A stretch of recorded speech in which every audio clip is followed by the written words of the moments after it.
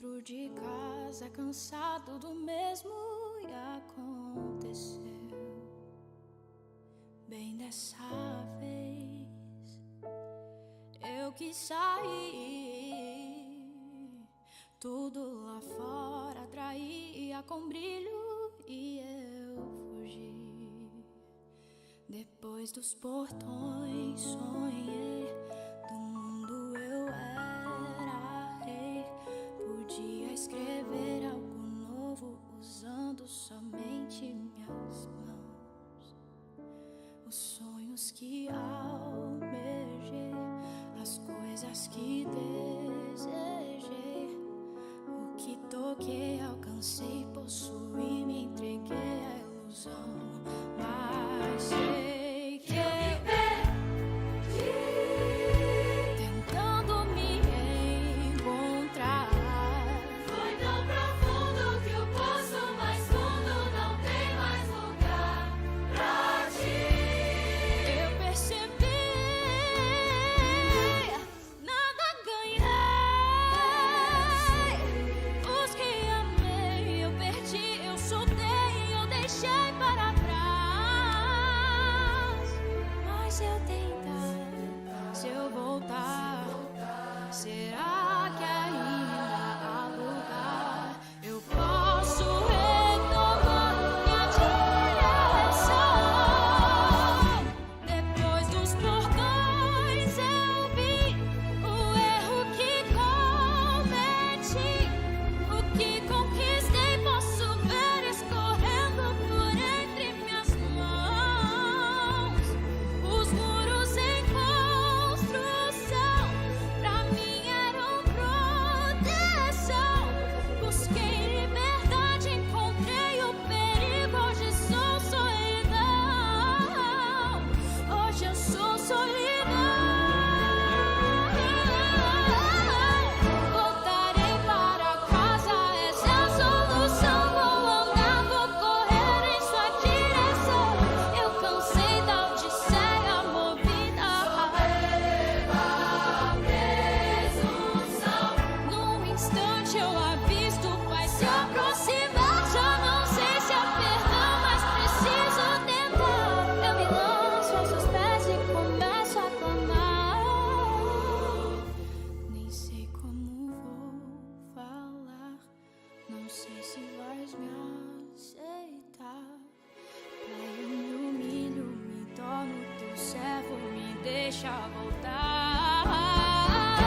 Foi quando ele me alcançou, correndo me abraçou. Eu já era outro, mas seu amor não mudou. Me disse que perdoou, há muito me esperou. Se fez meu amigo a todos. Disse, Pai, meu filho volta.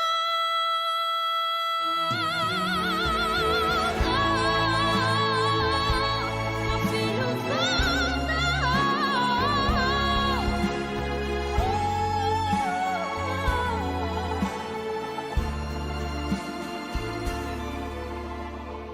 Eu não sei quão distante ou perdido estás, mas sei que Ele está a te esperar.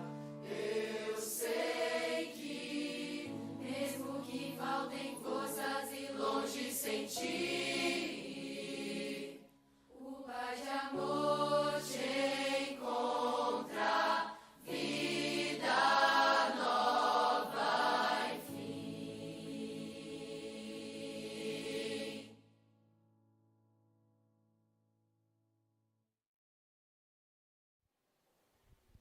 Boa tarde. Que bom que vocês estão aqui, né? Que a nossa tarde seja uma tarde abençoada na presença do nosso Deus, né? E nesse momento eu convido a igreja a se colocarem de pé para a gente fazermos uma oração.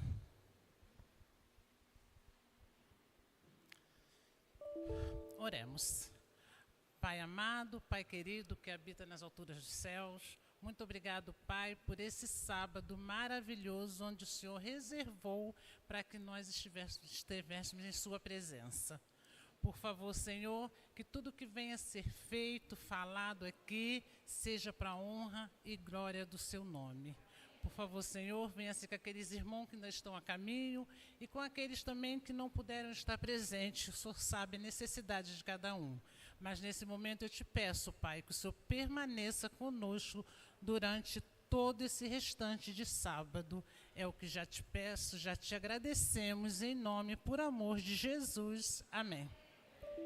Nesse momento eu convido os meninos da música.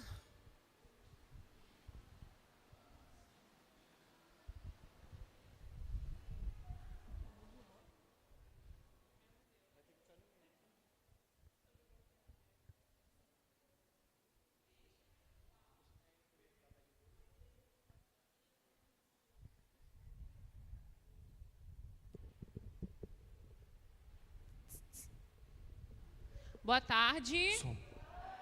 Vamos louvar a nosso Deus com o hino Testemunhar do Amor.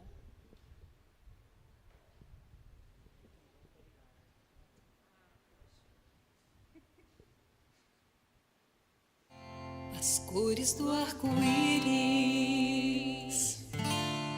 a brisa a murmurar,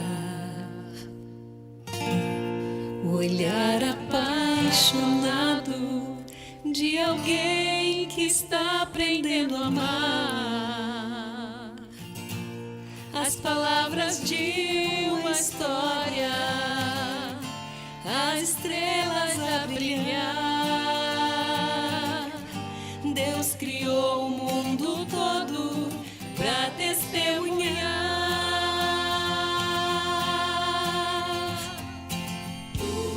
Pois enquanto eu viver, vou testemunhar do amor, que minha vida seja a prova da existência do Senhor. Cada passo que eu der seja oferta de louvor, pois enquanto eu viver, vou cantar do seu amor. Pois enquanto eu viver, vou cantar do seu amor.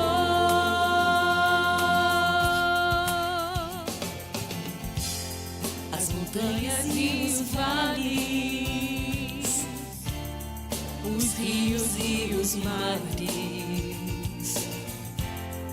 alguém que estende a mão para ajudar a levantar o seu irmão. Um sorriso de criança, o perfume de uma flor, testemunham em silêncio do amor do Criador.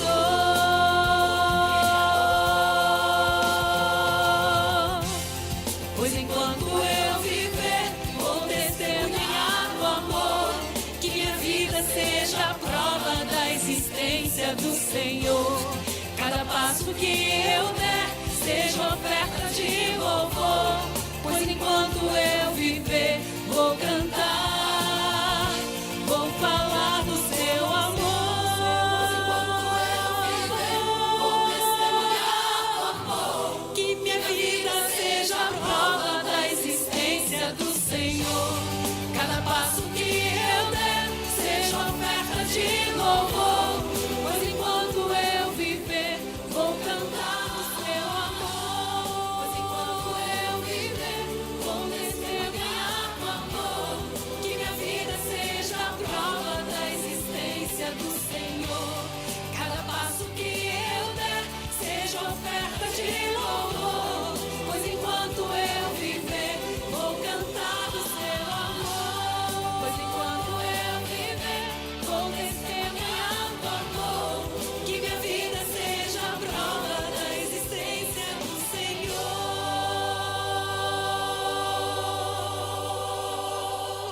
Amém. Vamos cantar agora a Missão Mulher.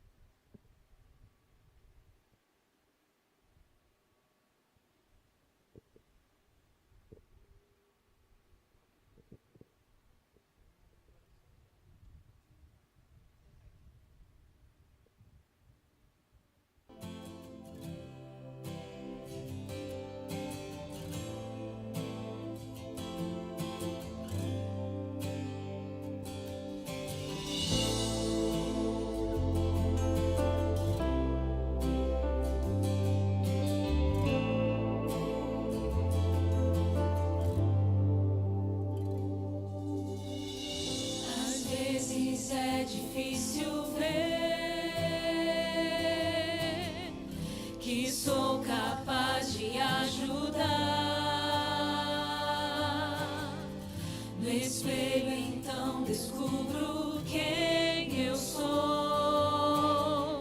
Tantos talentos para usar. Vejo mulheres na missão, da forma como elas são. Missão mulher é viver pra servir, amar, cuidar e construir. Eu vou compartilhar o amor onde quer que for, romper fronteiras, reconhecer o meu valor e ser mulher nessa missão, andar em comunhão, servir a Deus, ser instrumento em suas mãos. Quero aprender com os meus erros e a cada dia melhorar. Onde o Senhor me enviar, eu irei ao mundo todo proclamar. Eu vou compartilhar o amor onde quer que for, romper fronteiras, reconhecer o meu valor e ser mulher nessa missão, andar em comunhão, servir a Deus, ser instrumento em suas mãos. Eu vou compartilhar o amor onde quer que for, romper fronteiras, reconhecer o meu valor e ser mulher nessa missão, andar em comunhão, servir a Deus, ser instrumento em suas mãos. Servir a Deus, ser instrumento em suas mãos. Servir a Deus, ser instrumento em suas mãos. Amém. Quero convidar a igreja a ficar de pé. Vamos cantar juntos o hino Digno.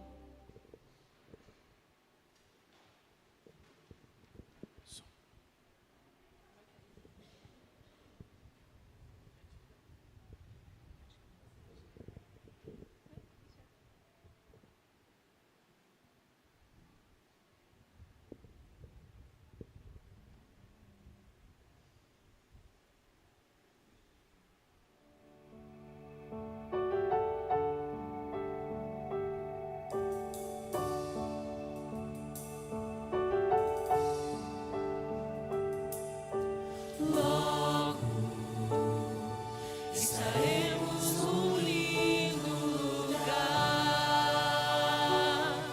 com jardins e rio de cristal, onde andaremos na presença do Senhor. Logo da terra se levantarão os que dormem o sono dos justos. A eternidade ali começou, e ao entrar pelas portas do céu verei, correrei pra abraçá-lo e então cantarei. Digno é o Cordeiro bendito, digno toda a honra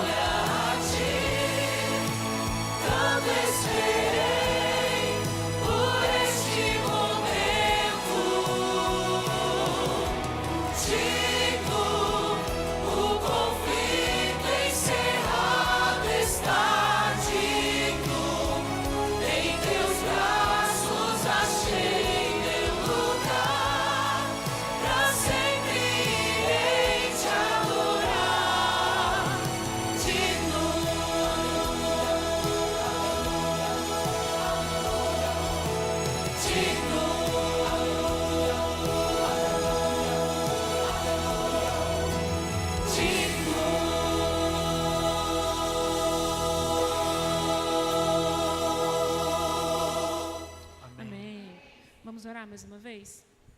Querido Jesus, obrigada, Senhor, por estarmos aqui na sua casa, reunidos entre amigos e entre irmãos, para ouvir orientações, para aprender um pouco mais e principalmente para colocar em prática em nossa vida. Obrigada, Senhor, por cada família aqui representada. Que o Senhor possa estar cuidando de cada pessoa aqui, aquelas que ainda estão a caminho, aquelas que ainda não puderam estar aqui, que o Senhor possa abençoar da mesma maneira. Nós queremos entregar tudo que será feito aqui em suas mãos, que seja unicamente para louvar, engrandecer e honrar o teu nome. Obrigada, Senhor, por tudo. Nós oramos em nome de Jesus. Amém.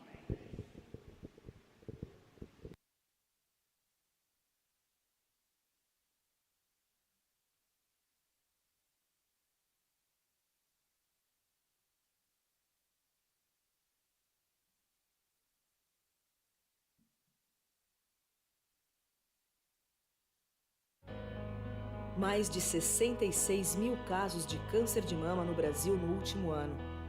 Esse é um número importante para a gente. 5 milhões de mamografias em todo o país em 2019. É mais um número que importa. 93% de índice de cura quando detectado precocemente. Um número para motivar. Mas para a gente, quando se trata de saúde da mulher, o número mais importante é esse. Ou melhor, uma mulher apenas já justificaria todo o nosso esforço, cuidado e atenção. Câncer de mama é assunto sério. Previna-se. Você é importante para muita gente. Cuide-se e sempre conte com a gente. Rede Adventista de Saúde no Outubro Rosa. Salvar é a nossa natureza.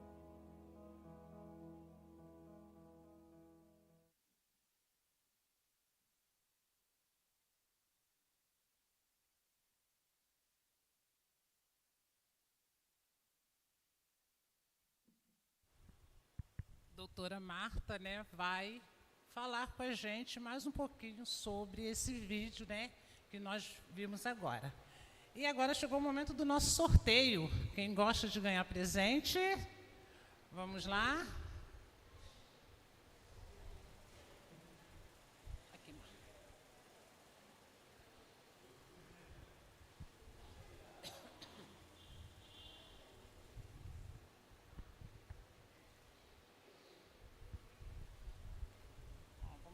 Vai levar a garrafinha, aproveita que está chegando já o Caleb, já começou as inscrições.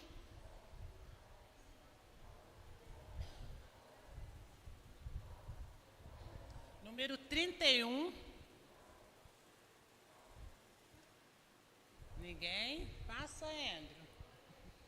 32. Ih, ninguém quer. 49. 4. E Andrew, ninguém quer. 27. Marli.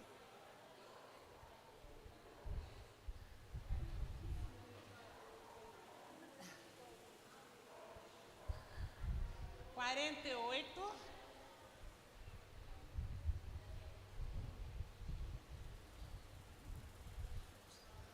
43.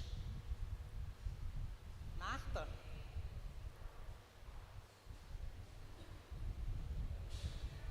22. Eu acho que é irmão Nilson, não é não, irmão Nilson? Você falou assim, meu número é tal.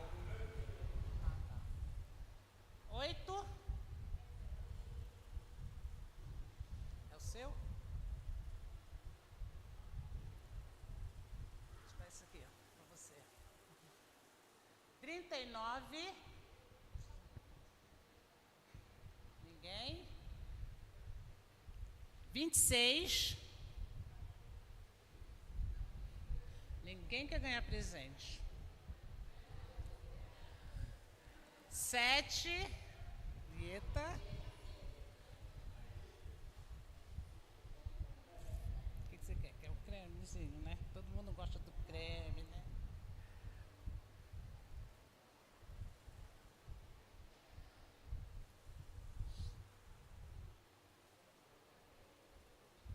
Número 1.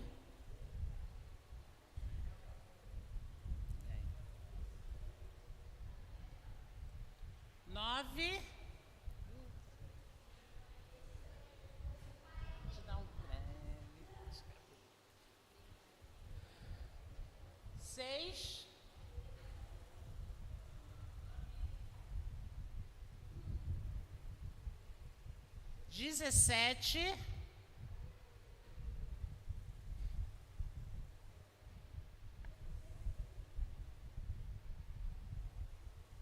Vitor Hugo está descendo, ele foi o 17, pode passar, Andrew. 28. Chegou, irmão Nilson.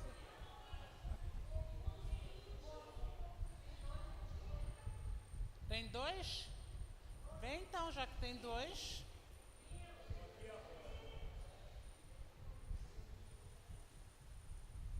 Certinho, Vitor. É um coisinho de fechar a sacola. Já que tem 2, então. É pano de prato. É. Pode passar, Andrew. 14.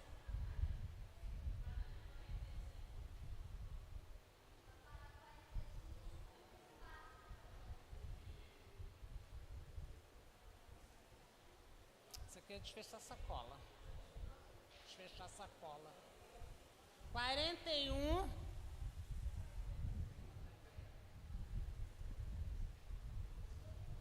O 41, ninguém.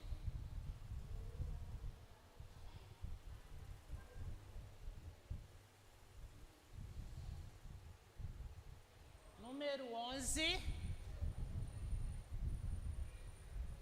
47 já foi.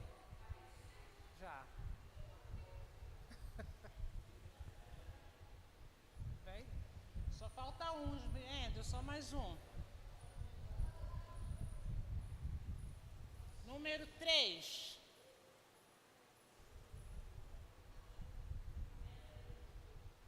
Vinte e um.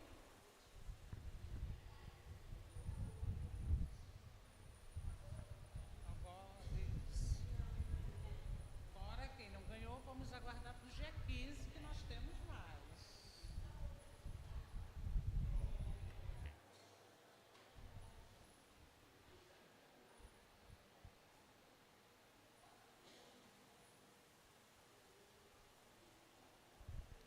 Boa tarde, igreja. O meu 29 não sai por nada aqui. Já estou há tempo tentando ganhar nesse sorteio, ó. Nesse exato momento, gente, eu gostaria que a gente fizesse uma dupla de oração. Pessoal de Capanema, eu gostaria de a gente se separar um pouquinho. Nós vamos fazer uma dupla de oração. Andrew, coloca um fundo musical para a gente aí, por favor. E eu vou dar pelo menos 2 minutos ou 3 minutos para que vocês escolham as suas duplas e que a gente faça essa dupla de oração.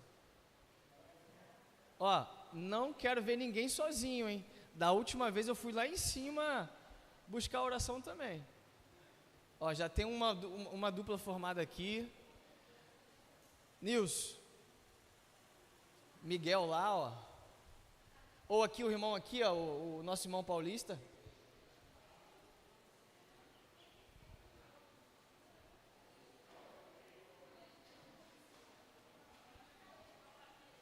Se não der uma dupla, pode fazer um trio, né? Para não ficar muito separado.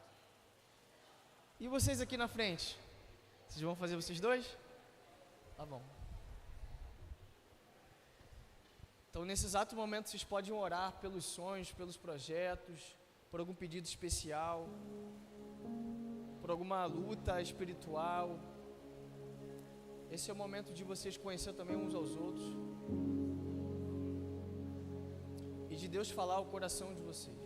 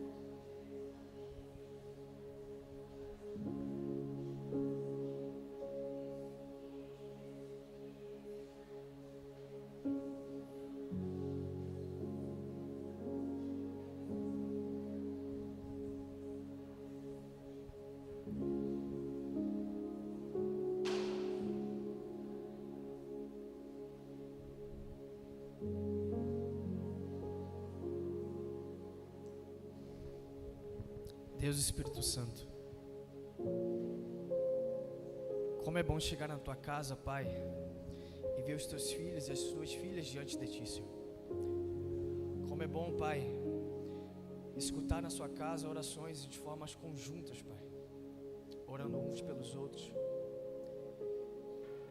E, Pai, nada seria possível se o Senhor não tivesse morrido naquela cruz por nós. E hoje nós temos a oportunidade, Pai, de nos elevar e nos encontrar contigo através da oração. Senhor, muito obrigado pelo seu sacrifício naquela cruz. Nós somos gratos por ti, Pai. E eu coloco, Pai, nesta tarde, a vida de cada um aqui nas tuas mãos, Senhor. Que o Senhor possa ajudá-la, curar de alguma forma, Pai. Fortalecer espiritualmente nas batalhas, Pai, do dia a dia. Nos transformar, Senhor, por completo. E principalmente, ó Pai, tirar de nós o que nós precisamos realmente deixar para trás, para que possamos viver as Tuas bênçãos, Senhor. Senhor, nós somos tão falhos, nós erramos muitas das vezes contra Ti, Pai. E nós queremos Te pedir desculpas, Pai, pelas nossas falhas. Não olhe para nós segundo a nossa própria concepção, mas olhe para nós segundo o Teu olhar, Pai. O Teu olhar de misericórdia, o Teu olhar de amor, o Teu olhar de compaixão, Pai, sobre as nossas vidas, Senhor. Todo este momento, Pai, é para unicamente para a Tua honra e para a Tua glória, Pai. De nenhuma forma é para nos vangloriar, Pai, para nos exaltar, mas somente para Te exaltar. Seja conosco, Pai, continue, Pai, a falar aos nossos corações. É isso que eu te peço em nome de Jesus. Amém.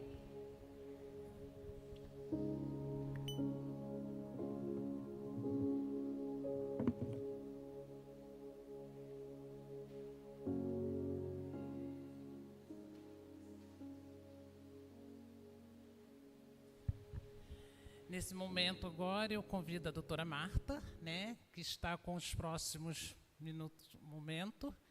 E desde já agradeço, tá, por ter aceitado o nosso convite e estar conosco nessa tarde.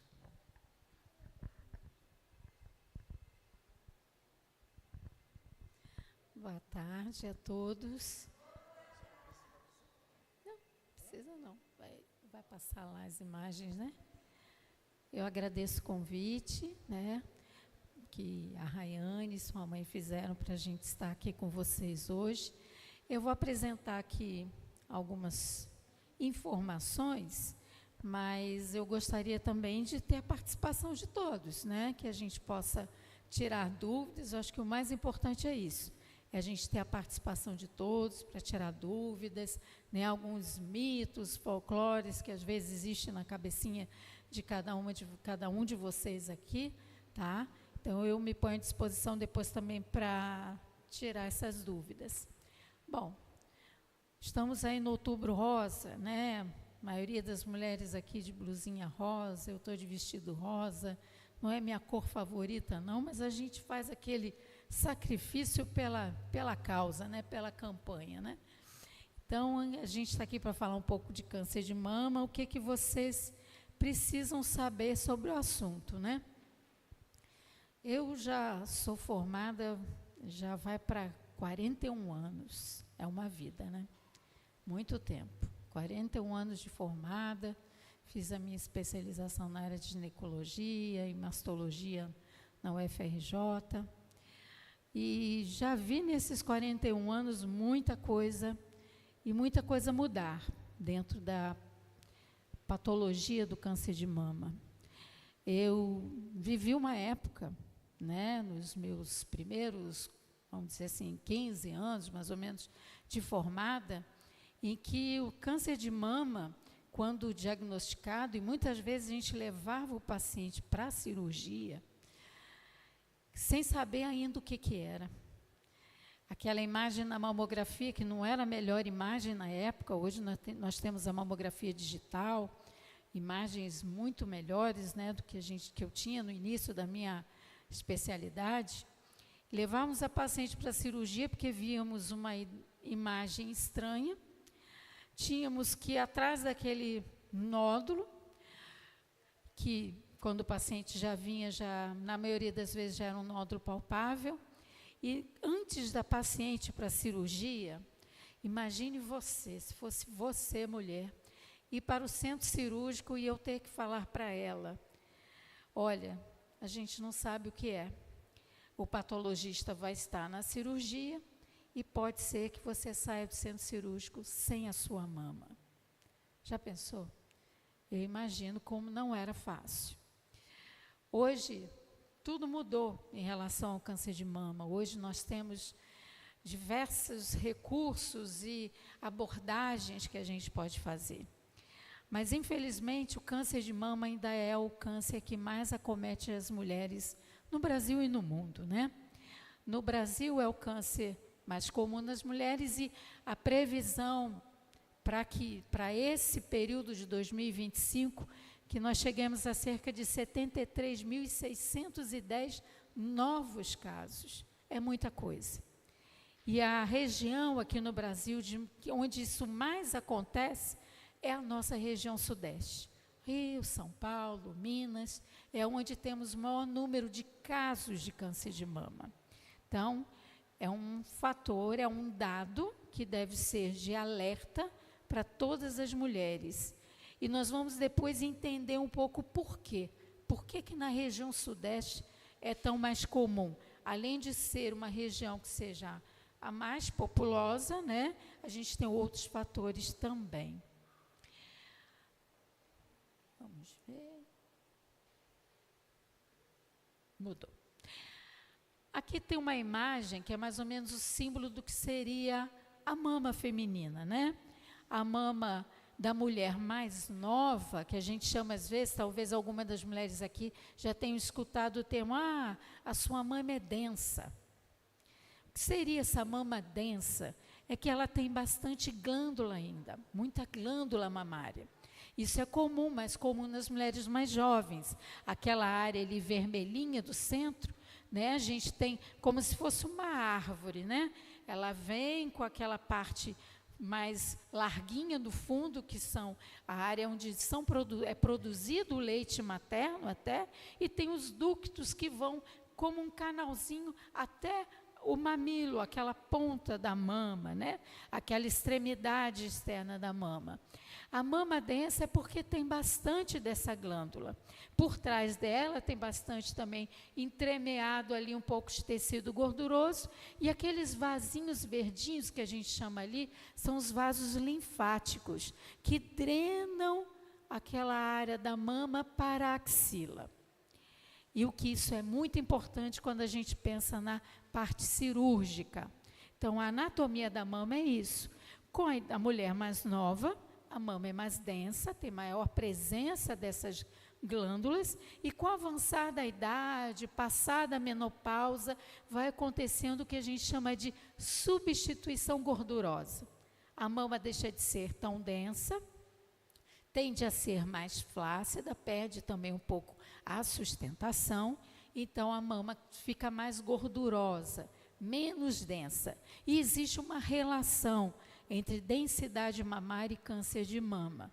Quanto mais densa a mama, né, às vezes aquela mulher que entrou na menopausa com seus 50 anos e a mama ainda permanece muito densa, ela tem de fato um pouco maior de risco de desenvolver o câncer de mama.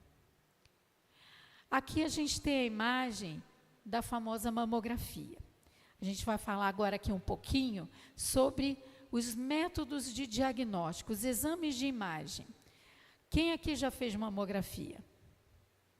É ruim, né? Dói, né? É bem chato, todo mundo reclama. Sim, todo mundo fala, doutora, eu não posso substituir a mamografia por aquele que só passa um gelzinho, que é a ultrassom? Não. A mamografia é considerado o exame de eleição para diagnóstico do câncer de mama. Ali a gente tem um comparativo. Do lado B é a imagem da mamografia. Do lado C é uma imagem de ultrassom. São exames que se complementam não substitui, a ultrassonografia não substitui a mamografia. Por quê? A mamografia, ela é o exame que mostra, que detecta o câncer de mama na fase mais inicial dele. Por isso que a gente fala que mamografia é o exame da detecção precoce, que esse é o objetivo da campanha do Outubro Rosa, que as mulheres em idade de realizarem a mamografia façam isso de rotina.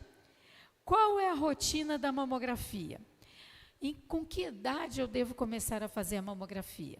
A gente tem um protocolo da própria Sociedade Brasileira de Mastologia, que a recomendação é a mamografia a partir dos 40 anos de idade, todos os anos, anual, até os 74, 75 anos. Anual. Do governo, a gente vê os protocolos que o governo põe, ele coloca bianual, a cada 2 anos, né? Mas talvez pela dificuldade na rede pública de atender a todas as pessoas, a demanda dos exames. Mas o protocolo que a Sociedade Brasileira de Mastologia recomenda é mamografia a partir dos 40 anos até os 74, 75 anos, anual, tá? E não é a ultrassom, é a mamografia. Quando que se deve fazer antes dos 40? Só no caso, por exemplo, aquela mulher tem um caso, ou a moça tem um caso de câncer de mama na família, vamos supor, minha mãe teve câncer de mama aos 40 anos. Teve um câncer de mama numa idade que não é a de maior incidência, né? A maior incidência ocorre entre 50 e 60 anos. Mas a mãe dela teve câncer aos 40 anos. Qual é a recomendação? Que aquela moça, aquela filha, faça a sua primeira mamografia 10 anos antes da idade que a mãe teve câncer, ou seja, aos 30 anos. Nunca antes dos 30, mas a partir de 30 anos, se a mãe dela teve câncer aos 40, ela deve fazer a sua primeira mamografia aos 30 anos. A mamografia é um exame que você tem que realmente ter paciência, né, boa vontade, é rápido, é doloroso, mas é rápido. Realmente o aparelho, ele imprensa, é um exame radiográfico, então tem que ter a compressão da mama de cima para baixo e da lateral, para ter a melhor dimensão daquela mama, né? Então, aquele aparelho, está vendo que ele tem aquelas 2 prateleiras, a mama fica entre aquelas 2 prateleiras, que desce e faz a compressão da mama. Não é um exame que vai demorar 10, 15 minutos, é rápido, tá? Às vezes a gente precisa de algumas imagens adicionais, mas isso vai depender muito do exame, do resultado, né? Agora, o outro exame que nós temos para diagnóstico é a ultrassonografia mamária. É um exame realmente mais tranquilo, né? Só passa o aparelho com gelzinho para ver, principalmente ajuda muito quando aquela mama é muito densa, quando você vê um nódulo na mamografia e você quer complementar o exame para ter uma real definição daquele nódulo, se é possível fazer a biópsia guiada pela ultrassom. Então, a ultrassonografia mamária, ela é complemento, não substitui a mamografia. Tá? Por que a mamografia ela é a fundamental? Como eu disse, ela é que faz a detecção precoce, e como que muitas vezes a gente vê na mamografia a imagem do câncer bem no iniciozinho.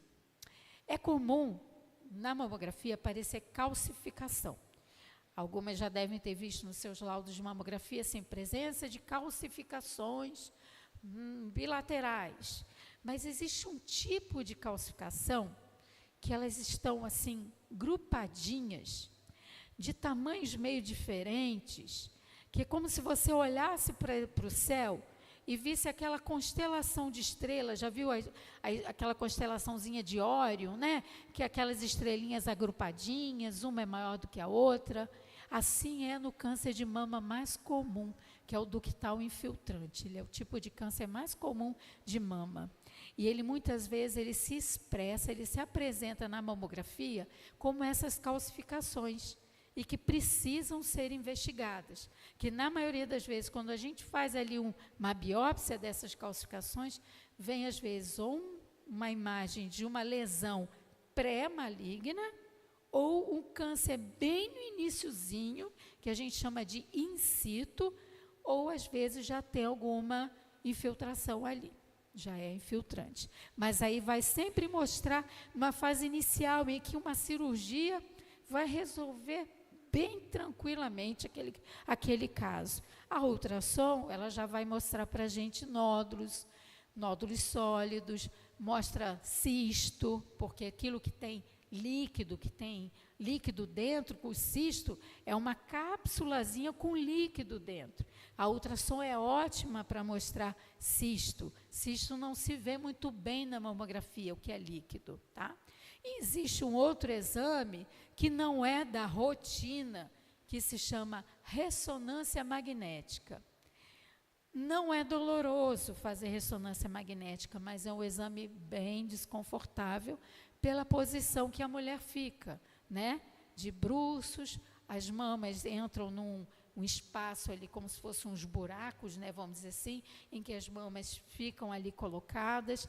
É um exame um pouquinho mais demorado, demanda o uso de contraste. Então, às vezes tem mulheres que falam assim, doutora, não posso fazer logo uma ressonância? Não, o exame de ressonância tem que ter um critério, não é um exame para rotina. É muito bom para quem tem prótese mamária e que a gente suspeita que tem alguma coisa por trás daquela prótese. A ressonância mostra bem para mamas muito densas.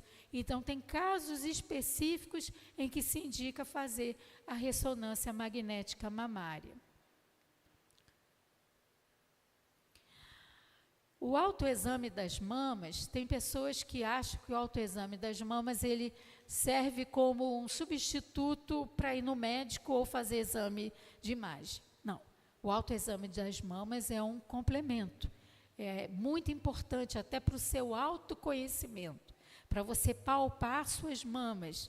É melhor que às vezes você, ao palpar a sua mama, perceba algo e vá logo no médico, do que, não, eu tenho medo de palpar, de examinar e descobrir alguma coisa. É melhor que você, ao sentir alguma coisa, você vá logo para fazer uma avaliação, pode não ser absolutamente nada, né? Principalmente nas mulheres muito jovens, varia muito aquela densidade da mama perto do ciclo menstrual, varia, né, quando está perto de menstruar e depois de menstruar.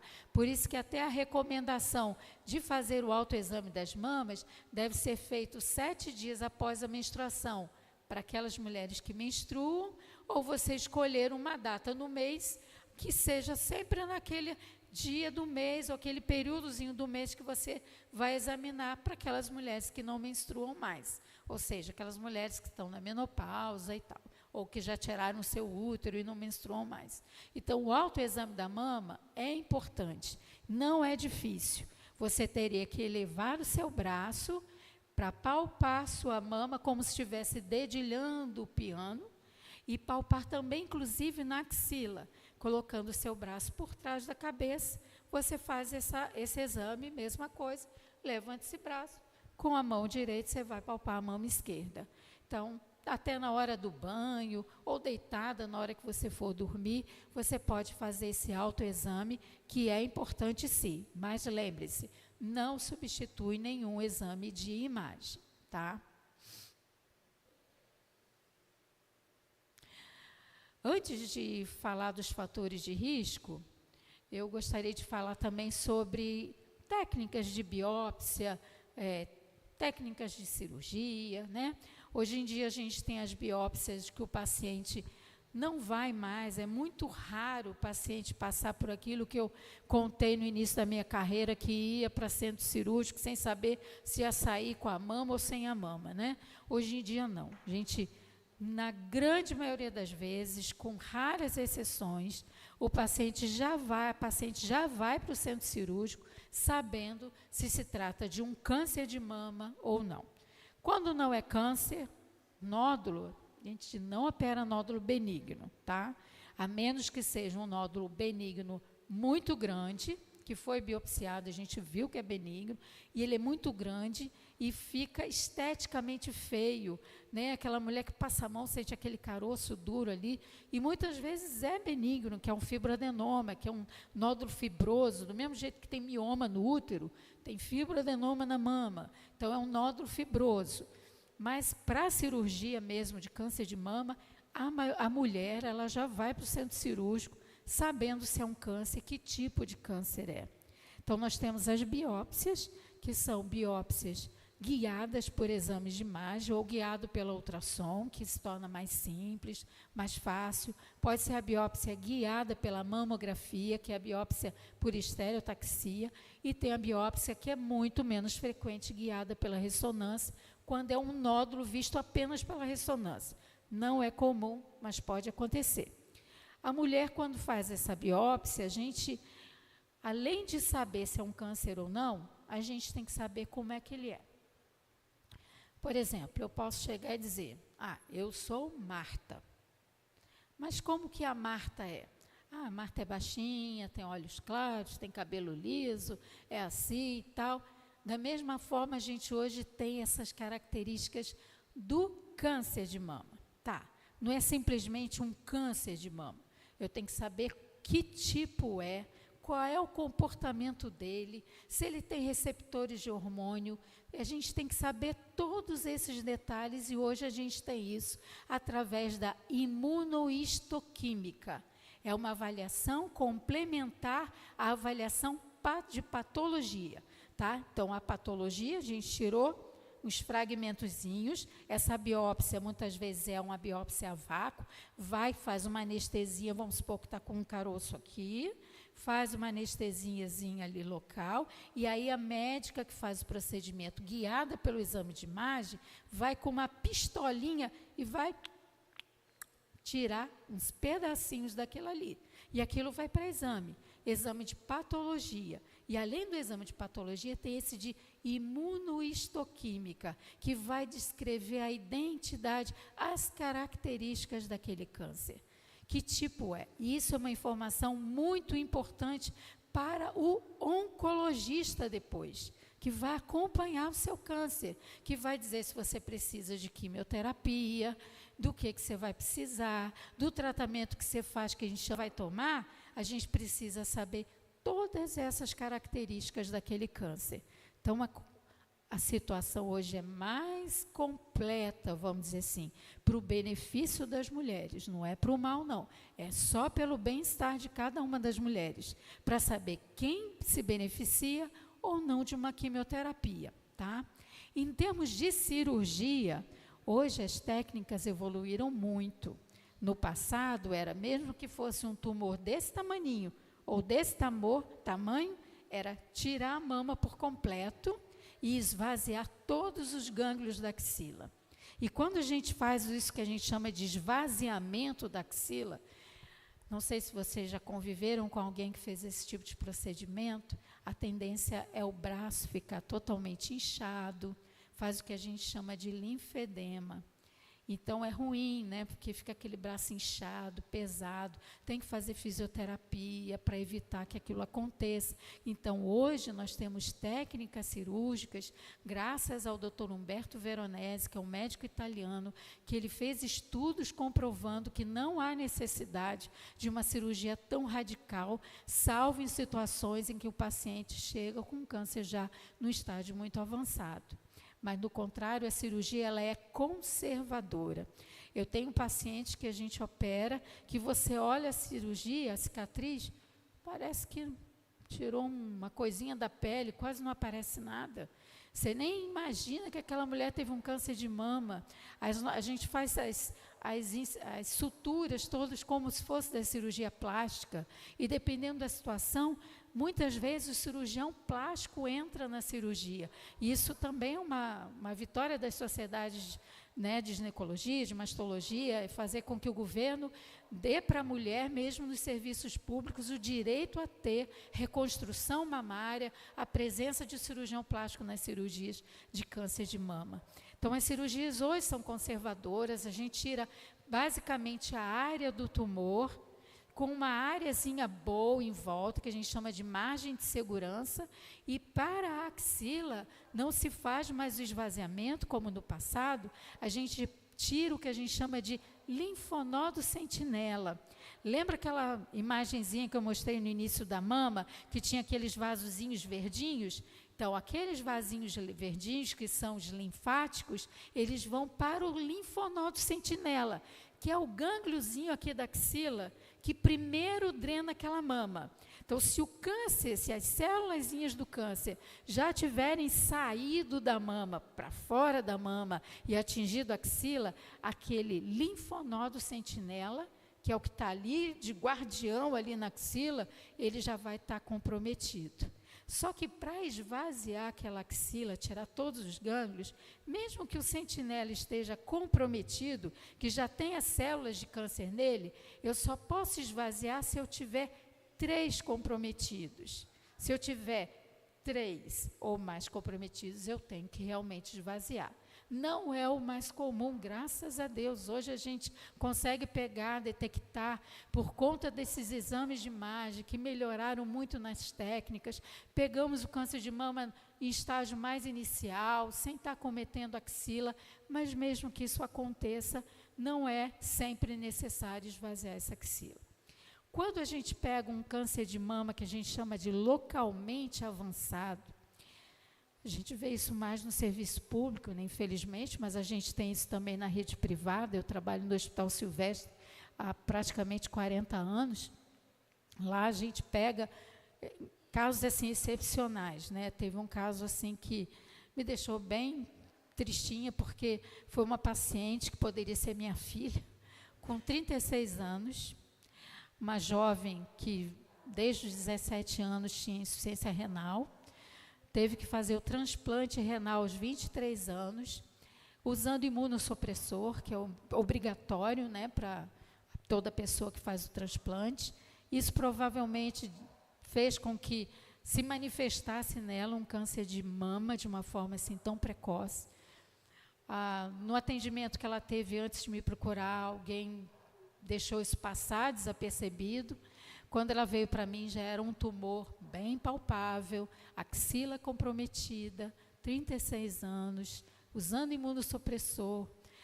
Tive que encaminhá-la primeiro para um oncologista, que hoje a gente faz isso, quando a gente tem tumores muito grandes e a gente quer fazer uma cirurgia conservadora, sem ter que tirar a mama toda, a gente manda para o oncologista. Ele faz o que a gente chama de tratamento neoadjuvante, quer dizer, ele faz a quimioterapia antes de fazer a cirurgia para diminuir o tumor, tá? No caso dela, não deu para preservar a mama, mas deu para tentar diminuir o que era o objetivo, tentar diminuir o que a gente chama de downstaging da axila.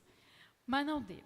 Infelizmente, era uma paciente que não conseguiu suportar bem a quimioterapia neoadjuvante, até por conta desses imunossupressores.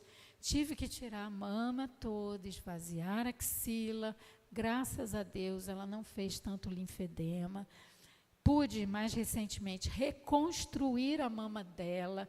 Tive que tirar a mama do outro lado, mas só o conteúdo, que a gente chama de cirurgia profilática, né? Que diminui o risco, uma cirurgia redutora de risco, porque a gente, na avaliação dela, existe um exame que é de marcadores, né, de genética, né, painel genético, e esse painel genético mostrou que ela era portadora de uma mutação genética, ou seja, ela tinha um gene, que a gente chama hoje de BRCA1, BRCA2, mas tem outros, que são genes que estão alterados e que indicam o risco daquela mulher ter um câncer de mama. E isso é uma questão familiar, hereditária, tá? Então, isso é importante até no histórico familiar. E ela, nesse caso, tinha indicação de não só retirar aquela mama, que a gente chama contralateral, a mama que não era a doente, e tirar os ovários dela aos 38 anos de idade. Mas isso aí era o que traria o benefício para ela, né?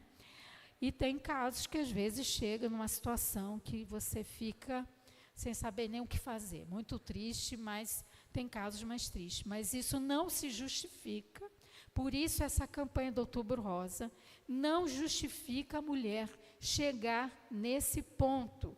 No caso dessa jovem, é diferente, é uma paciente com uso de imunossupressor, deixaram passar de lado isso, mas chegar num consultório do ginecologista com um câncer de mama localmente avançado, com as técnicas que a gente tem hoje, mesmo que seja de fazer a mamografia a cada 2 anos, não faz sentido a pessoa deixar o câncer evoluir ao ponto de você não ter mais o que fazer.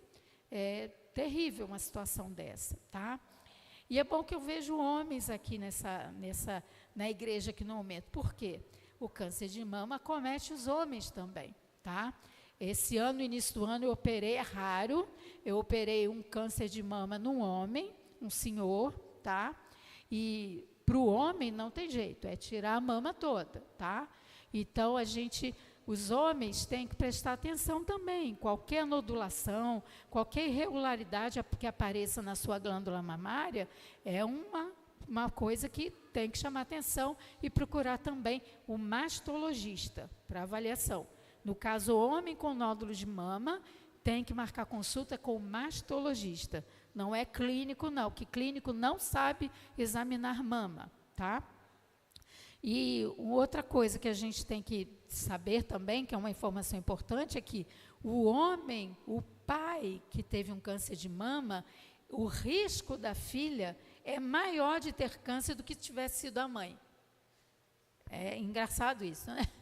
Mas se o pai teve câncer, a filha, ela tem que ter mais atenção ainda do que fosse a mãe dela, de ter o risco do câncer de mama, tá?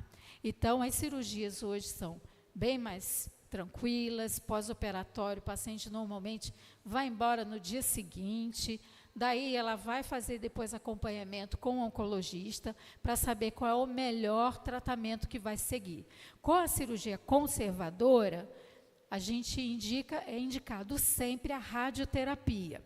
Porque cirurgia conservadora mais radioterapia, a chance de sucesso de tratamento, que vai acima de 90% de cura, é muito bom. E semelhante a tirar a mama toda. Então, basta a cirurgia conservadora, tirar o linfonodo sentinela quando tem indicação, que é o câncer, quando tem um câncer infiltrante, radioterapia complementar, adjuvante, e o tratamento que o oncologista propor para depois fazer durante os próximos 5 anos, tá? Agora vamos falar um pouquinho de fatores de risco. Isso é o que muito nos interessa e é importante até para a gente poder depois entender a prevenção, tá? Fatores de risco, a gente tem os fatores de risco que a gente considera aqueles que são não modificáveis, né? É que nem a gente imagina assim, se a pessoa é careca, não tem jeito, sou careca, não dá para modificar isso, né? A menos que eu ponha uma peruca, né? Mas existe, então, nós temos fatores de risco que são não modificáveis, não tem jeito de mudar. Um é a idade, o sexo e a etnia, né? É mais comum nas mulheres caucasianas, as mais comum nas brancas. A idade, como eu falei, mais comum a incidência entre 50 e 60 anos, na pós-menopausa, tá? Aí vale importante também que a gente tem que dizer, é a menarca precoce, ou seja, aquelas meninas que começam a menstruar muito cedo, tá? E a menopausa tardia, aquelas mulheres que param de menstruar muito tarde. E vale um detalhe aqui também, muito cuidado com as terapias de reposição hormonal, tá? Eu não sou contra a reposição hormonal, eu sou até bem a favor, que a reposição hormonal ela foi desenvolvida para trazer bem-estar para as mulheres, mas não deve ser feita de uma forma não acompanhada, bem indicada e individualizada para cada mulher. Hoje em dia a gente vê um uso aí indiscriminado de reposição hormonal em que muitas mulheres estão usando testosterona. Isso aí chega a dar até arrepio na gente quando escuta, tá? Existe a indicação para o uso de testosterona na mulher muito específico, Mas hoje em dia a gente vê mulheres chegarem para a gente no consultório, estou usando reposição hormonal, estrogênio, progesterona e testosterona. Não é assim não, gente. Isso aí tem que ter muito cuidado, muito critério, tá? A nuliparidade é um fator de risco, quer dizer, aquelas mulheres que nunca tiveram filhos, é um fator de risco, quem nunca teve filho. A história familiar, né, no caso, né, quem tem uma história na família, primeiro grau, né, se foi a mãe, a filha ou a irmã que teve um câncer, então você está num grupo de risco também. A história pessoal de câncer, né, às vezes a pessoa já teve uma história, existe o risco de recidiva, né, ou um câncer também ovário. História de exposição à radiação, pessoas que tiveram, por exemplo, linfoma, um linfoma aqui nessa região, tiveram que fazer radioterapia, então exposição à radiação, ou pessoas que trabalham nesse meio, que se expõem muito à radiação, também é um fator de risco. E os fatores histológicos, ou seja, aquelas lesõezinhas que eu falei, que são lesões pré-malignas, que fez um diagnóstico, ali tem uma areazinha, biopsiou, aí tem uma área ali atípica, que a gente chama, não é um câncer ainda, mas pode vir a ser. Tá? Então, uma coisa que tem que chamar atenção é essas lesõezinhas também que aparecem, que não são bem malignas, mas podem vir a se tornar malignas. Aí tem os fatores que são modificáveis. Qual é? A idade do primeiro parto. Hoje em dia a gente vê as mulheres tendo filhos muito mais tarde, né? No passado as mulheres tinham filhos bem cedo, 18, 19, 20 anos, antes dos 30 anos. Hoje a gente vê as mulheres começando a ter seus filhos já com mais de 30, 35, 36. Então, isso é um fator de risco modificável, porque isso vai da vontade de cada um, né?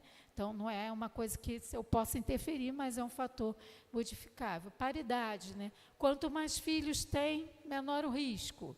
Mas hoje a gente vê pessoas constituindo família com um filho só, filho único, né? Ninguém quer ter mais do que um.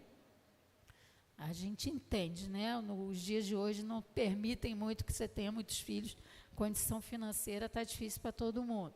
Falha na amamentação, né? Eu vi ali a mamãe ali que está amamentando, e esse é um fator protetor, né?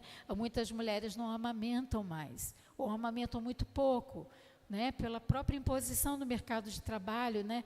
Hoje a gente até tem uma amplitude maior nesse tempo de que a pessoa fica, né, de licença maternidade, mas no passado era menos ainda. A obesidade é um fator de risco muito importante, né? A gordura, né, a presença do colesterol, né, isso é um fator de risco para a produção dos hormônios e ter maior estímulo sobre aquelas mamas. O sedentarismo, né, pessoa que não faz nenhum exercício físico, é um fator de risco importante.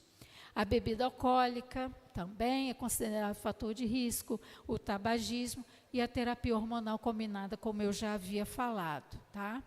Então, são esses os fatores que são modificáveis, que a gente pode ter uma ação sobre eles, para modificar isso na nossa vida, para evitar de vir a ter um câncer de mama, tá? Os sinais e sintomas do câncer de mama, né, a gente vai mostrar aqui algumas manifestações clínicas que podem acontecer, que você tem que estar atenta, né, e até você diante de um espelho, você poder também observar isso, né, você ter a mudança no tamanho da mama, ficar assimétrico, né? Ou aqui de um lado de um jeito, a outra, do nada mudou um pouco o tamanho dela, como se ela tivesse retraído, tá? Vermelhidão ou coceira ao redor do mamilo ali na mama. Existe um tipo de câncer que é raro, que se chama a doença de Paget, tá? É um câncer raro, que muitas vezes está associado a um outro tipo de câncer da mama. Não é comum, mas você tem que estar atento a essas coceiras que não melhoram, né, no mamilo, e às vezes causa até algumas feridinhas, então é importante ver. Quando sai líquido pelo bico do seio, essas secreções do líquido, né, não é toda que é suspeita, né, mas a gente tem que estar atento se houver a saída de um líquido, principalmente quando você nota que está saindo de um buraquinho só, uma secreção transparente, que a gente chama como água de rocha, e as secreções sanguinolentas. Sair sangue pelo bico do seio, são sinais de alerta, tá? O inchaço na axila, você perceber que tem alguma coisa inchada ali, pode não ser nada, pode ser só uma hidradenite, um problema mais inflamatório, mas tem que ser avaliado, tá? Nódulo ou caroço que você perceba que está sempre presente, que não diminui de tamanho, porque, por exemplo, nas mulheres jovens, ter cisto na mama, ele com a fase do ciclo menstrual, que ele pode aumentar ou diminuir, são benignos, tá?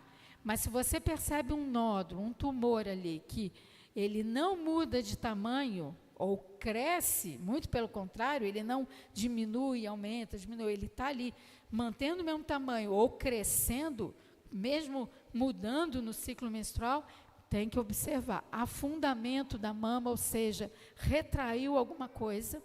Às vezes você está na frente do espelho, dependendo da posição que você faz, a gente manda às vezes a pessoa apertar a cintura.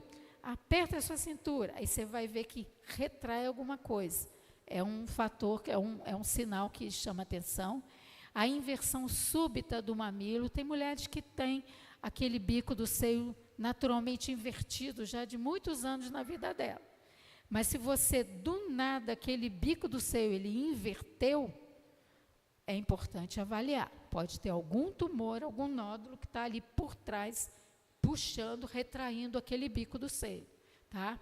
E dor constante na mama ou na axila. O câncer de mama não dói, tá? Mas é um fator que chama atenção você ter uma dor localizada na mama. Existe um tipo de câncer raro também, que é o carcinoma inflamatório. Não é comum, mas tem que ser investigado também, tá? Vamos falar um pouquinho agora de prevenção. Eu vou meio que, quase que terminar um pouquinho o tema, depois abrir para vocês para perguntas, a gente falar um pouco de prevenção. Falando um pouquinho para nós aqui como igreja, né? A Igreja Adventista do Sétimo Dia, ela se gaba, na maioria das vezes, de saber tudo sobre estilo de vida, que a irmã White fala para a gente, tem lá o livro, né? Ciência do Bom Viver, Conselhos sobre Regime Alimentar, mas só deixar eles lá na prateleira e não fazer nada, não adianta não. A gente vê hoje em dia as pedras falando. Por que eu digo que as pedras estão falando? A gente tem aqui o que a gente fala como igreja, os 8 remédios da natureza. Mas se você for contar na sua mão, será que você faz os 8? Será que realmente você segue aqueles 8 remédios da natureza? Aí fora, a gente vê campanhas de pessoas assim que você entra lá no Instagram, a maioria daqui das pessoas tem o tal do Instagram. Você vê um monte de gente divulgando, luz, exercício, alimentação. E nós que temos isso há séculos, né, vamos dizer assim, desde o século XIX, desde 1800 e alguma coisa, a gente chega e não faz aquilo que a gente prega, tá? Então, gente, olha, quando a gente falar, na minha família ninguém teve câncer de mama. Olha, isso não vale de nada, não. Quando a gente pega os 100% de casos de câncer de mama, menos do que 20% é história familiar. O restante é estilo de vida. Estilo de vida errado, que leva aquela pessoa a desenvolver um câncer de mama, e não é só de mama, não. Outros diversos tipos de câncer.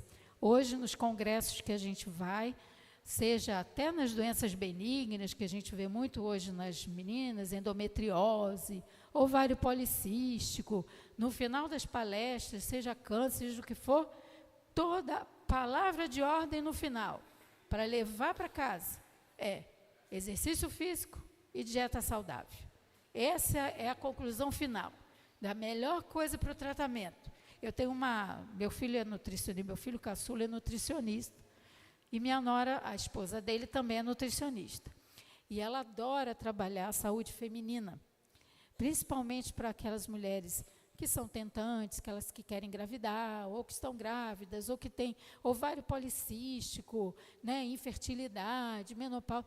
Ela tem ótimos índices de sucesso só com a alimentação na melhora dos quadros clínicos de ovário policístico, endometriose, resposta para a gravidez, só com melhora do estilo de vida, alimentação e exercício. Isso vale também para o câncer. Então, é muito importante esses fatores de mudança de estilo de vida como prevenção. E como que a gente vai trabalhar essa prevenção? Exercício físico, tá? Essa é a primeira. Gente, eu vou para a academia. Confesso para vocês que não é minha paixão. Não morro de amor de por estar lá na academia, lá às vezes eu só tenho hora para ir na academia, saio do consultório o dia todo, estou eu na academia, 8, 9 horas da noite. Feliz? Não, mas é necessário, tá? Fazer esteira, musculação. As mulheres, com o tempo, com a idade, elas vão perdendo aquela massa magra, que são os músculos, e que é importante para você conseguir se sustentar, prevenir as quedas, né, na velhice. Então, academia, exercício físico, é um fator importantíssimo na prevenção, porque ajudam a controlar o peso, baixos níveis de estrogênio na circulação para aquelas mulheres que estão na menopausa, para afetar menos as mamas. Por exemplo, caminhar 1 hora por dia em ritmo moderado. Você não precisa gastar dinheiro em academia. Se você tem um quintalzinho, ninguém vai te chamar de maluca, não. E se chamar, deixa para lá. Dá a volta na casa, vai dando, dá uma meia horinha, faz esse exercício. Se tem bicicleta, vai andar de bicicleta. Faz alguma coisa. E não se engane, essa coisa de chegar e dizer, mas eu faço muito trabalho em casa, eu lavo roupa, eu vou para o quintal. Não substitui. Esses exercícios que são intermitentes, separa, faz uma coisinha. Eu diria que você não é uma sedentária, mas você não faz atividade, que existe diferença entre atividade física e exercício físico, tá? Atividade física, todos nós fizemos até para virmos até aqui, né? Saímos de casa, né? Tivemos que caminhar, mas o exercício físico, essa atividade física que envolve o exercício físico, esse que é o fundamental. Meia horinha por dia vai ajudar bastante. A alimentação saudável. Olha, eu vou bater naquela mesma tecla de sempre. A alimentação vegetariana, até, vamos dizer assim, a vegetariana estrita, que é vegana, inegavelmente é a melhor, tá? Eu sou vegetariana, sou ovolacto, mas eu sou quase que vou para uma vegana, porque eu nem gosto muito de ovo, não. Os meus filhos foram criados todos vegetarianos, desde que nasceram. Obrigada. Eu tenho um que é pastor, mora nos Estados Unidos, está lá no doutorado dele.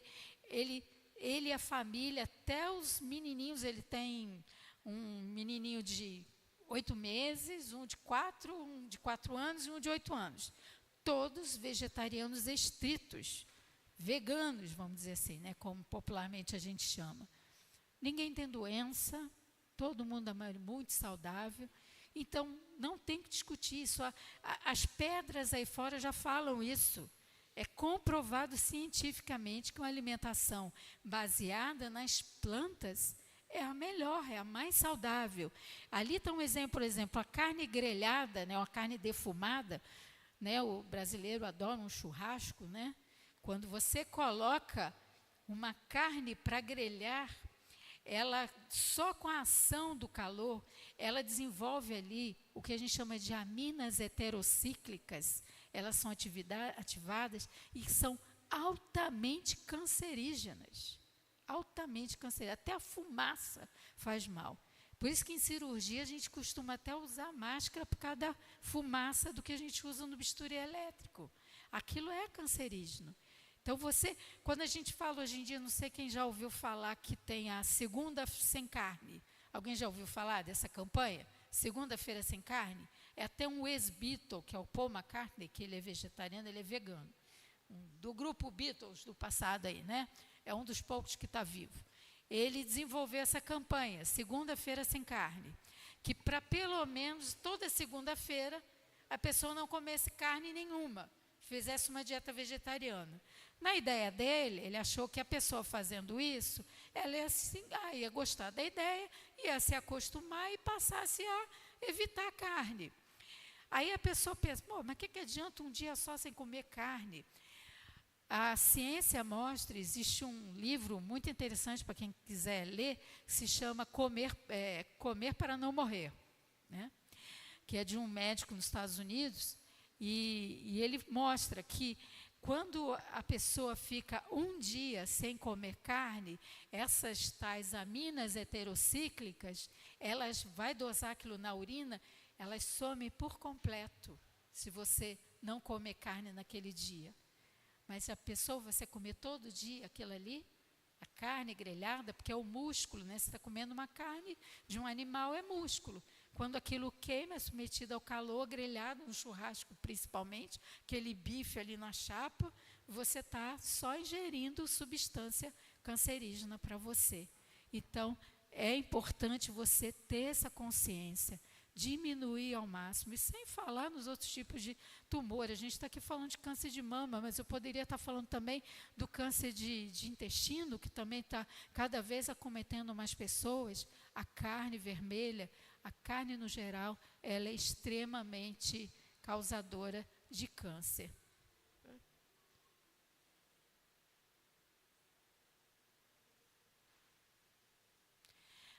A amamentação, né, é importante lembrar, né, que eu falei, ela ajuda a prevenir o câncer de mama, tá? O ideal é você, ali está dizendo que o risco de contrair o câncer de mama diminui 4,3% a cada 12 meses de duração da amamentação. Ou seja, quanto mais anos você amamentar aquela criança, mesmo que ela não esteja mais só no peito, é lógico, uma criança com 1 ano, 2 anos, ela não vai estar só no peito, mas ela também vai estar recebendo leite materno, você diminui o risco tremendamente do câncer de mama quando você amamenta seu bebê. E quanto mais filhos amamentar, menor ainda o risco. Ops, faltou um aqui. Não, acho que é o último, né? Tá. Bom, acho que falei tudo. Esse aí é um dos veganozinhos da família, esse é o Bruninho, hoje ele está com 8 anos, tá? O menininho come de tudo. Ele tem os 2 irmãozinhos, não deu tempo de colocar a imagem dos outros 2, mas também são 2 fofinhos. Aqui ele estava com uns 2 aninhos, né? O Bruno, tá? Gente, eu acho que tentei falar o máximo que eu podia falar, né? Eu não sei se eu falei demais, se eu falei de menos, mas enfim, espero que tenha trazido para vocês informações importantes e me põe à disposição. Não sei se já abro para pergunta agora, pode ser? Alguém quer fazer alguma pergunta? Diga.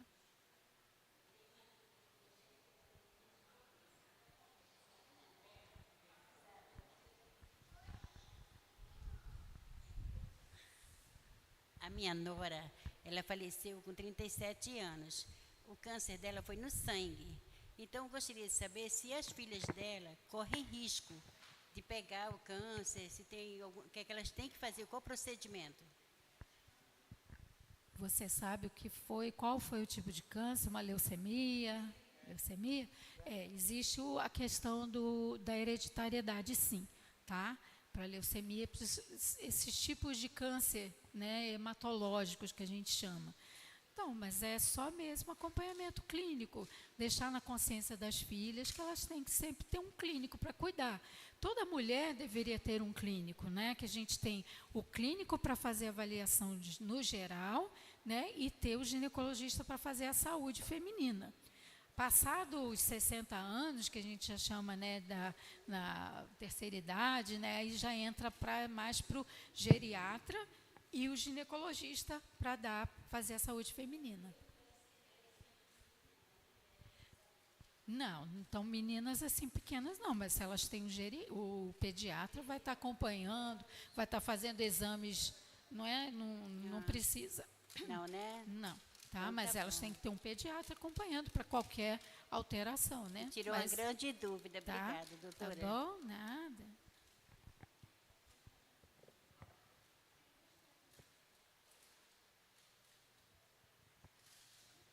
A primeira é o que são linfonodos. E a segunda, a senhora falou da incidência de câncer de homem também, de mama, né? Acontece. Eles fazem também exames preventivos igual a mulher também? Tem necessidade ou não? Não, os homens não fazem exame de prevenção, né? Não tem que fazer mamografia, nada disso. Mas, tão logo o homem perceba uma nodulação na mama, alteração, né, um inchaço que ele notou, uma vermelhidão, algo diferente, que não tenha sido, né, às vezes foi acompanhado de um trauma, às vezes tem um trauma na mama.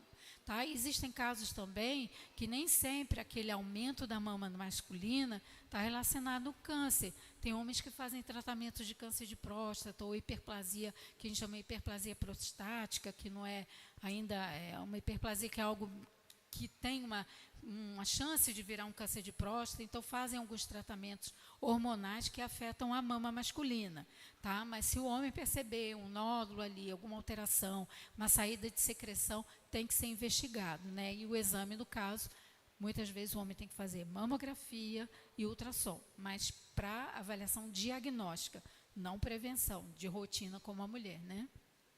Você queria perguntar alguma coisa de linfonodo? Não entendi. Mas o que você queria saber exatamente do linfonodo?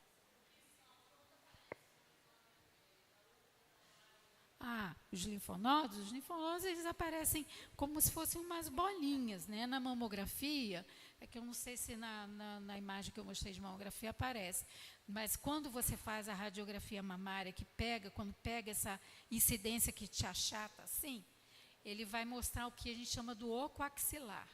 Aí ali aparecem umas bolinhas, e daí na descrição da mamografia vem escrito linfonodos de aspecto habitual ou regiões axilares sem alterações importantes.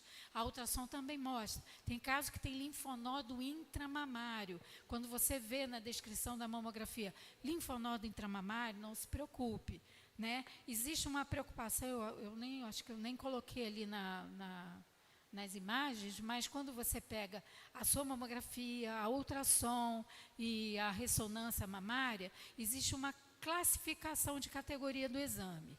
Não sei se vocês já repararam, tem categoria 0, 1, 2, 3, 4, 5 e 6. Né?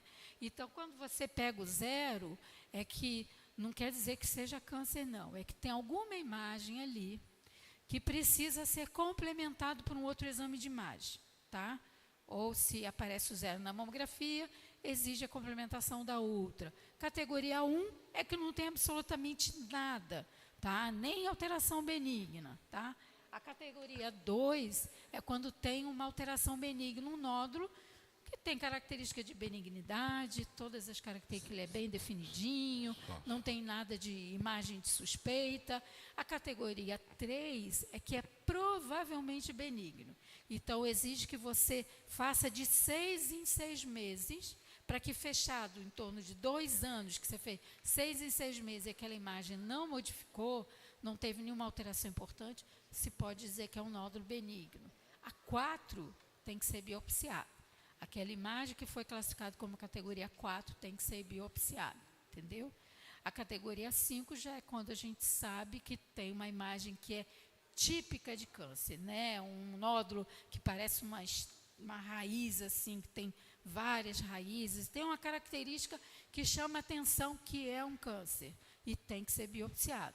A categoria 6 é quando já tem uma lesão que sabidamente é um câncer, que você já sabe que é um câncer, que já foi biopsiado e já se sabe que é um câncer. Então, se vier uma categoria 0, 1, 2, 1 e 2, a maioria é 1 e 2, tá?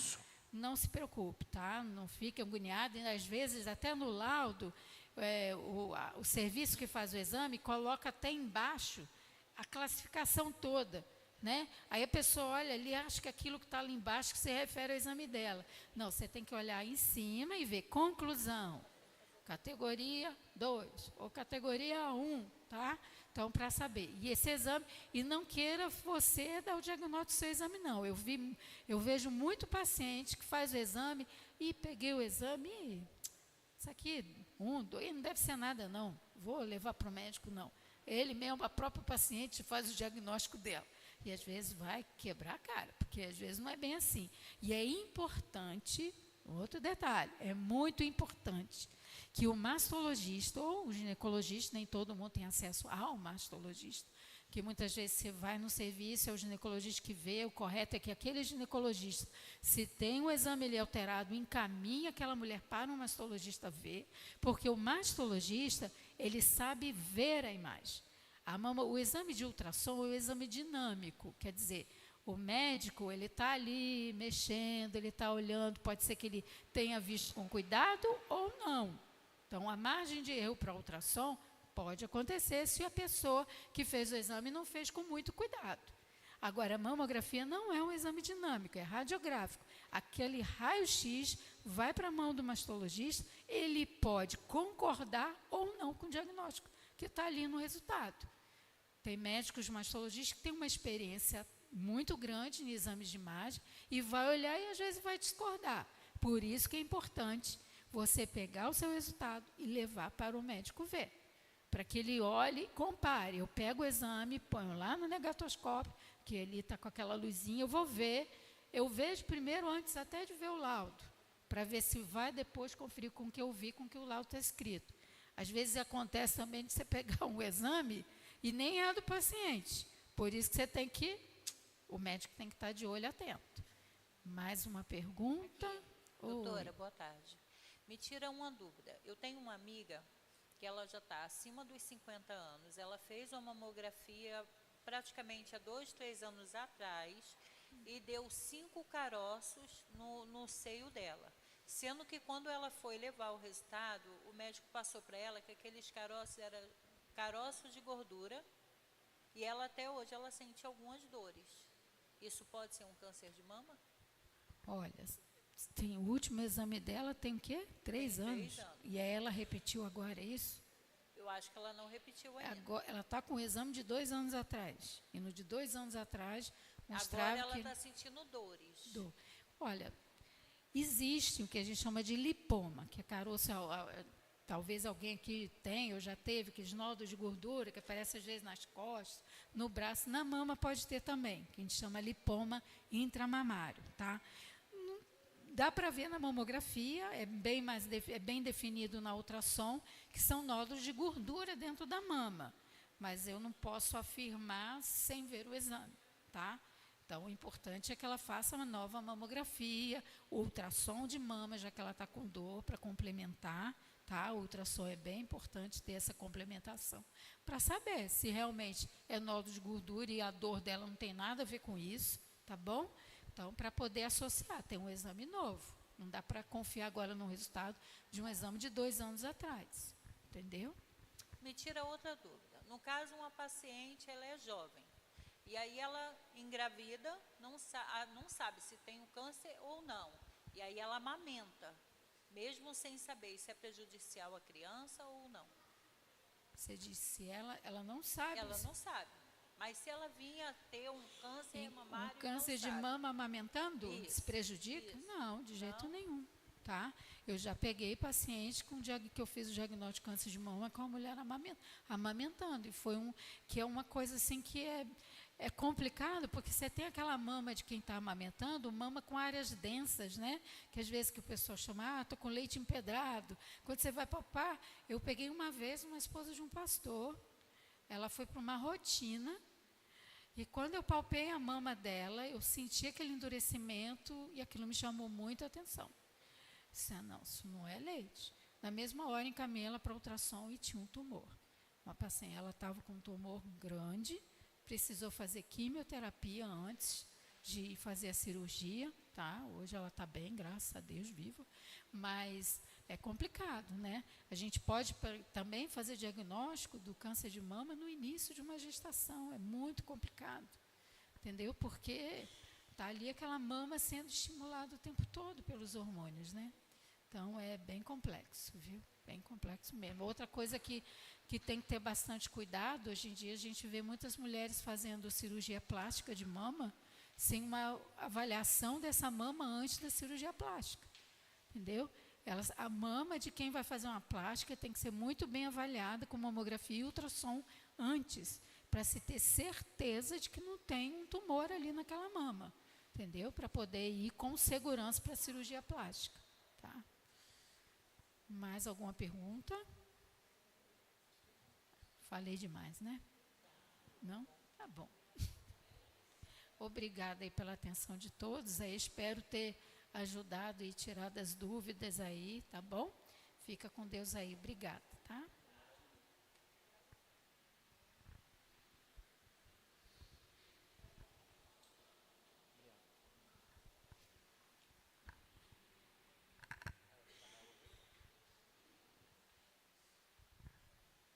Vou cantar um hino para a gente terminar. O Andrew vai só dá tempo do Andrew chegar lá em cima para colocar.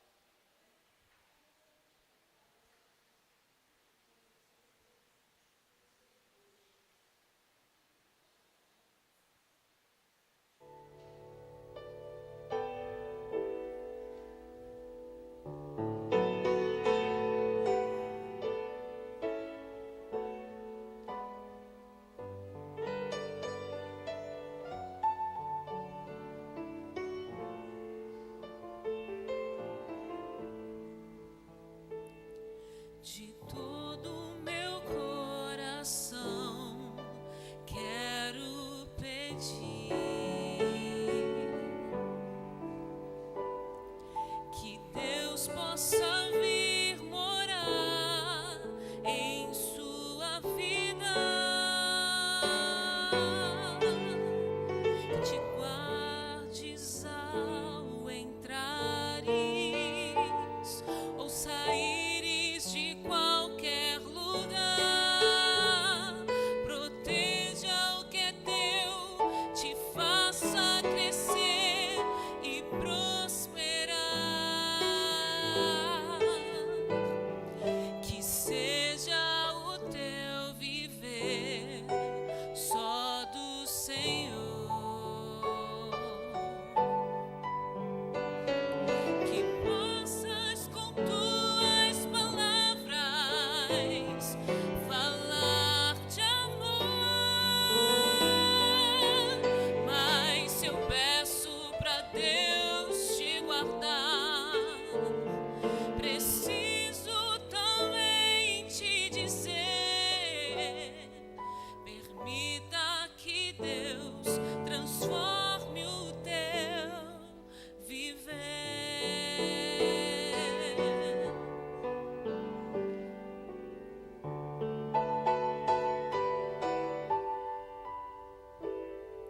De todo o meu coração quero pedir que Deus possa vir morar em tua vida, que te guardes ao entrares ou saíres de qualquer lugar, proteja o que é teu, te faça crescer e prosperar, que seja o teu viver só do Senhor, que possas com tuas palavras falar de amor, mas eu peço pra Deus te guardar, preciso também te dizer, permita que Deus transforme o teu viver, pra que viva encontres a paz do Senhor,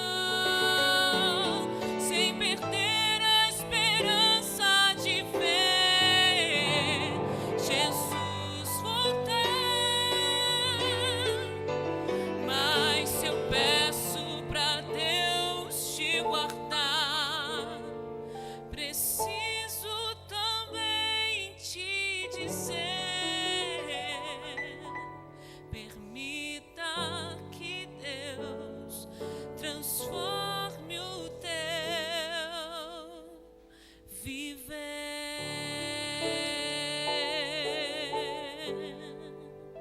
Amém.